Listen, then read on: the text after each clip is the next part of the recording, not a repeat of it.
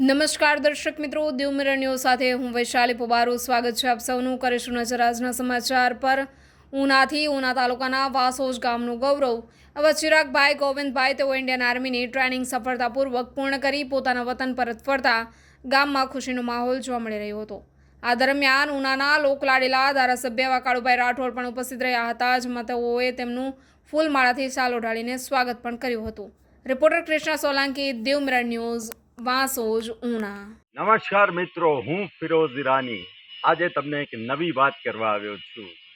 Diu mirror news જોતા રહો, subscribe કરવાનું ભૂલતા નહીં અને શેર કરવાનું પણ ભૂલતા નહીં. સત્યની સાથે જોડાતા રહો. નમસ્તે મિત્રો, હું છું ચાંદની પરમાર.